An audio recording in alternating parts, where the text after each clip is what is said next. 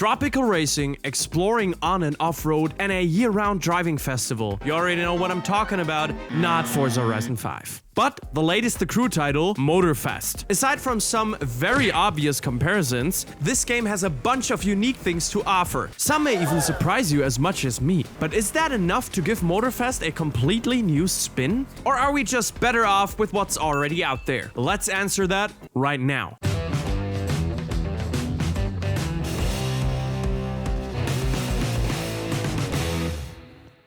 And with that, welcome back to Overtake. The Crew Motorfest is fully out finally. After a strong beta showing, the newest title in the arcade racing genre is looking to get off to a flying start. And they have all the tools to do so. The Crew Motorfest is the latest disciple of the Crew series and is a completely different touch from former glory. While once again, of course, conceptually being the same open world game from before. The heart of the game is the so-called Motorfest, a celebration of car culture which lures in an abundance of racing action at your disposal. With a mode called Playlists, most of the racing is done. Throughout a multitude of these so-called playlists, the player can drive itself through the majestic world of Wow, Hawaii. Similar to TDU1, but unlike that game, Motorfest only uses the island as a general direction, splitting each part into different biomes and simultaneously creating a much lower scale version of it. While the map is significantly smaller than in previous titles of the Crew, variance on set turf has been upped. Ubisoft has done a stellar job in creating a diversified environment that changes rather quickly. Just one point bugged me about that, and I'll get into that a little later. Every playlist has a main theme like American muscle cars, for example. And throughout a series of races and challenges, we get introduced to the history and wide array of vehicles behind said motive. As for the events, you have a classic lapped race, a beat the clock format, and sprints. The cars for these playlists get loaned out to you by different presenters, which are uniquely brought in for their respective expertise and adoration for the graphics. While you're driving, don't miss some of the cool designs on the track. Look at that gate, it looks so cool.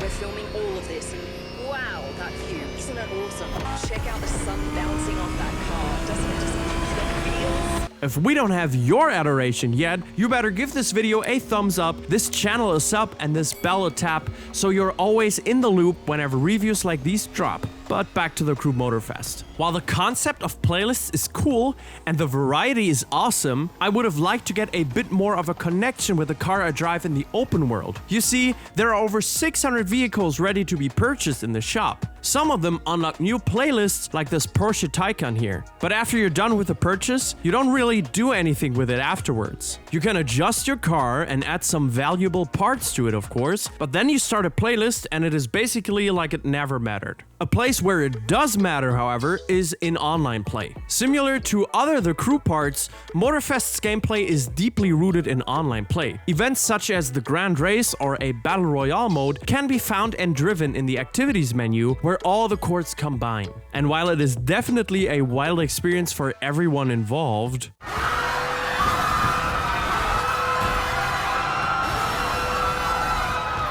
you should definitely take a trip to the dealership first, as driving with some of the standard vehicles the game hands you will inevitably lead to you being a bit behind of the pack. The vehicles available range from classic sports cars to concept rides and rally cars. Even Formula cars have made the jump into the game. Aside from the four-wheel action, you can also acquire boats, bikes, and even planes. I'ma be honest, I haven't tried around too much with them because I was mainly interested with the racing. So don't expect aerial Marvin here. But from what I did do with them, they were okay-ish. To give you a perspective, both water and sky racing feel about a step easier as in GTA, if you can do anything with that information. But nevertheless, I didn't feel like boats and planes added anything to the overall playability of the title. Instead, they feel like they are used to up some of the numbers. So they can say there are 600 vehicles to buy rather than 400 cars, for example. In general, the whole customization and individualization parts of the game are a bit lackluster. The trips to the shop or the tweaking of your ride are pretty flat for a game that is supposed to be celebrating car culture to the fullest. But nevertheless, the Crew Motorfest has a lot to offer. Especially in our next section, a lot of that will become visible. The gameplay of the Crew Motorfest is the star of the show in my opinion. In terms of handling and driving, the game is undeniably very arcadey. It is made for fun and you feel it. Not a whole lot of sim racing prowess goes into a last to first run through every race. You will bash and bang a lot, take unmarked routes to get ahead, and if you feel like it, use the rewind button to ease out some mistakes. I know. This is not how a real racer does it. But Motorfest is not looking for the new Max Verstappen, but rather a new star for adventurous racing, and that's certainly me by default. Races take as long as you would expect them to, about 5 minutes for any given challenge, and they rarely get repetitive. Playlists are scattered across the island, and once you go into an event, the track is pretty much always unique, leaving you with a lot to process, but equally a lot of variety. The AI is the standard "I drive my race and don't care about you" type of thing, which is fitting for the setting. I did, however, encounter some situations where the AI failed to do something or made mistakes. I like that very much every time I see it. It adds a little bit more spice to the thing itself. It also creates scenarios where you may believe in a comeback after tanking a start or crashing on a corner. Speaking of comebacks, a big part of racing is rubber banding in Motorfest. I don't know who calculated these slipstream advantages, but they need a call up to do some work on DRS next season, because this is insane. It almost doesn't matter if you're in front, as long as it is within a second range or vice versa. Once the slipstream is broken, however, you will be free to go and will likely gain a few bits until the end of the race. Only, of course, if you drive on an adequate skill level. This may be my favorite part about the Motorfest gameplay. The difficulty settings are very well adjusted and give you a good bit of crisp competition if you want to. And all of this whilst not getting unfair. Like, you don't feel that the opponent's car suddenly gains 15 horsepower or yours has rocks attached instead of wheels if you up the difficulty by a bit. In general, the gameplay of Motorfest just feels very well done. I love the street racing vibe I get from it. The cars feel streamlined, but good, and the environment creates surprisingly cool tracks. Finally, after so long, I simply enjoyed playing something so casual without thinking about a million other parts of the game or driving. Kudos to Ubisoft on that, because it is a big upgrade from what I remember about the Crew in the past. One of the only parts of gameplay I didn't like was that the open world is pretty much neglectable. Don't get me wrong, from a design perspective, everything is clean as a daisy. But from a gameplay perspective, I can't remember the last time I saw such an uneventful map. I legit think it is only there